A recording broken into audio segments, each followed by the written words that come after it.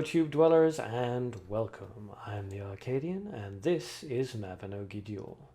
Now before we start, I'd just like to make it very clear that this is for beginners. It is for people who have just picked up the game. Veterans, people who have been playing for a few months will get very little value out of this video, so bear that in mind. That being said, let's dive right in. So we'll start with this little beauty, Scam Cat, well named by the community. Later on, you're going to find that the Scam Cat actually offers some decent value trades, but as a newbie, as a beginner, don't trade with it. Just don't. I promise you, you will regret it. I don't care how good the deal looks. Do not trade with Scam Cat. So, do not trade, and do not trade. Thank you, Scam Cat. Right, we'll start with quests. Specifically, we will begin with the heroes. So, this is going to be one of the first decisions that you have to make as a new player. What hero do you want to run? They all have advantages and disadvantages, except for the two heroes that you start with, which are listed up at the top. As a beginner, I suggest just go with the neutral heroes. They are very decent. You can quite easily get into top 10 in both PvG, that's player versus ghost or AI, and PvP. You don't need to worry too much about that. I'll be going into more detail about what heroes are good in what particular arenas in later videos, so stay tuned for that. For now, pick the neutral heroes. Also, in the top left, you will find a little menu. This contains friend, message, coupon, and events. Most of these are self-explanatory, but it's worth looking at the friends list. Your friends list is limited based on your level, but it's a good idea to constantly have a full friends list. There are a number of reasons for this, but the best one is that whenever you open a booster pack or sell a card to the game, there is a small chance that you will receive a gift. This could be anything from coupons to gold to a booster pack and anything in between. Now you can take this gift for yourself and you can also send it to a certain number of people on your friends list. And obviously your friends can do the same thing. The more friends you have, the more gifts you will receive. So fill up that friends list. If you're looking for active players to play with and exchange gifts with, take a look on the subreddit or the shout box, both of which are linked in the description below. So, the main quest page. When you start the game, you will be immediately thrown into the story. Now, this is limited. I think it only goes up to episode 6 at the moment. It's worth doing the story mode. Prioritize that above everything else to start with. As you progress through the story mode, you will be given free cards, many of which are staples. They're pretty important in the arenas that you're going to be running. So it's worth collecting as many of those as you possibly can. Also, the story mode is actually a very good tutorial that leads you into the basic mechanics of the game, as well as some more advanced combinations and strategies. Well worth doing. Once you're finished with the storyline, or if you run out of patience, you want to do things concurrently, move into the daily mission. Now, there are a number of missions under the daily mission that you can do, all of which will give you gold and gems, but the most important one is the advanced mission. It's the hardest one. Now, every time you complete the advanced mission, once every 24 hours, you will have a chance to get a mutant card. Now, the mutant card that you have the possibility of getting will be shown in the shop. It will be listed under the booster pack, Daily Mutant.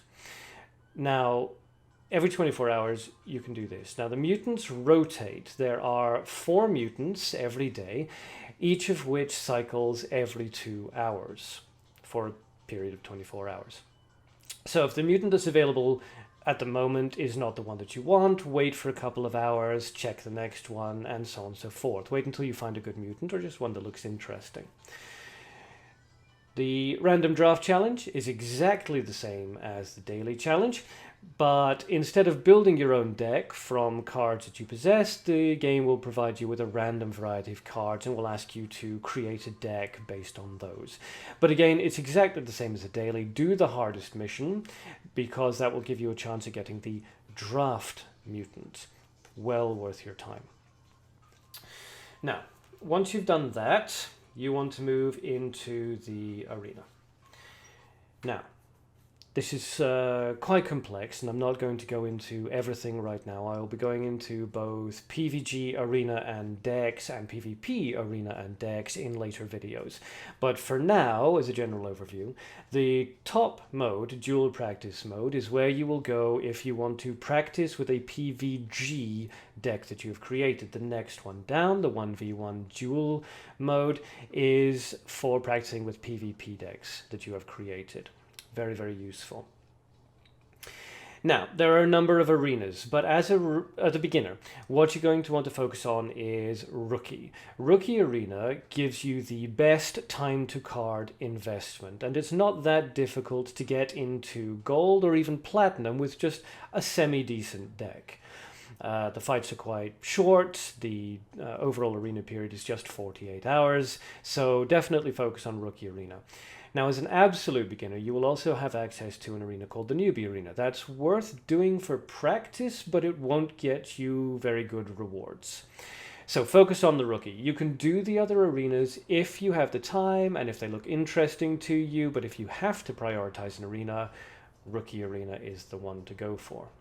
Now, that being said, it is worth creating decks for every single arena and registering them whenever you can. We call these dummy decks. These are decks that you have no intention of running in an actual series of battles, but just by registering, and even if you don't do any fights at all, you will still get the bronze tier reward for each arena. Now, these are always discount coupons. Very, very useful, especially for free-to-play players. So, prioritize the Rookie Arena. You can play the others if you want to, but it's not necessary. However, always put decks into every single arena that you can. Very important, especially for free-to-play players. Now,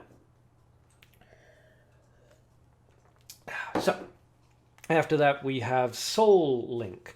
Now, Soul Link is for playing PvP fights against friends who are basically in the same room as you. There's no real reason to do this apart from fun.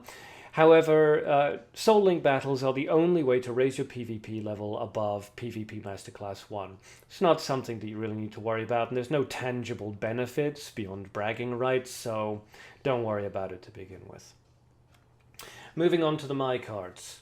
Now, this is your binder. It will contain all of the cards that you currently possess, and it will list them all for your convenience. Now, it lists all of them as default, but if you want to search for very particular cards, just click on Filter. The options there are fairly self-explanatory, and it's a very in-depth search system. Apart from that, the only two things that you need to be aware of in the binder are, number one, always try to maintain at least 3 of every single card. Because you can't put the same card into multiple arenas, you have to have copies. So if you want to run Bandit in 2 arenas, you're going to need 2 copies of the Bandit card. So always try to have 3. It just gives you a lot more versatility when it comes to designing your decks for PvG and PvP arenas. Apart from that, the second thing is pay attention to the gold value in the top right of each card. As a general rule, the higher the gold value, the more popular it is with other players. Now, this will come in very useful when the time comes for you to create your player stores, but for now, we'll just skip past that. You shouldn't be selling anything as a newbie. Just keep a hold of all of the cards you get to begin with.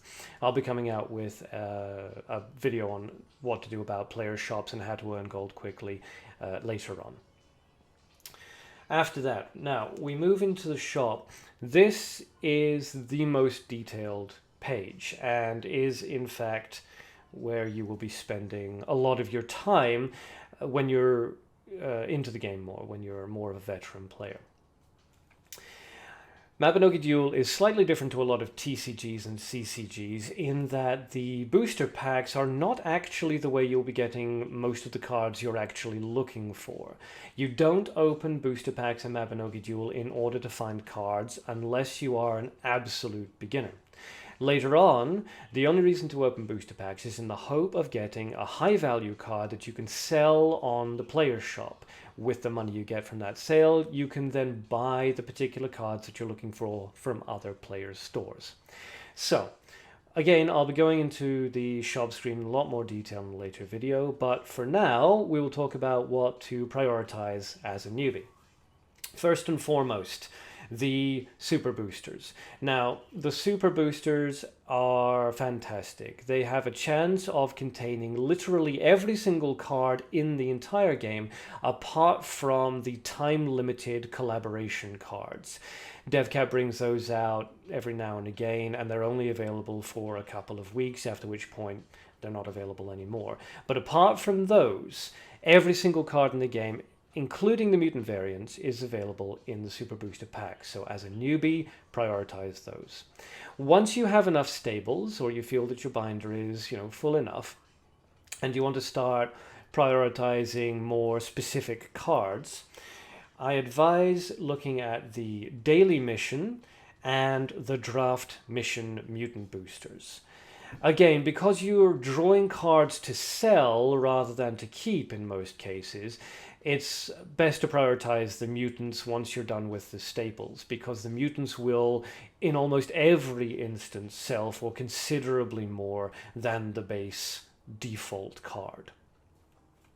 That's not to say that you can't dive into the other booster decks if you want to. If there's something very interesting in last season's booster, or the G4P card catches your eye, or you have some pre-release coupons that you want to use, by all means, go ahead if you have gems to burn. But if you are looking for a strict prioritization list, maybe you're a free-to-play player, or you just don't like squandering your gems, the rule is Super Booster first, Mutants second, everything else comes after that. Now, apart from that, the other important thing to look at on the shop screen is the memberships. Now, you can see up at the top that I have Premium Membership B. This is the best membership to go for. It's the most expensive, but it gives you absolutely the best deal for your money. If you don't want to go for Premium Membership B, you can go for A. That's not too bad. However, there is also the gold membership for 150,000 gold. I know this seems like a good bargain, but trust me, it is not. Do not touch this membership option. There is just so many better uses for 150,000 golds. So many better uses. Don't worry too much about that. And then the last thing that you need to be aware of as a newbie in the shop is the single gold boosters. Now, every 24 hours, you can draw 3 free cards from the single gold booster.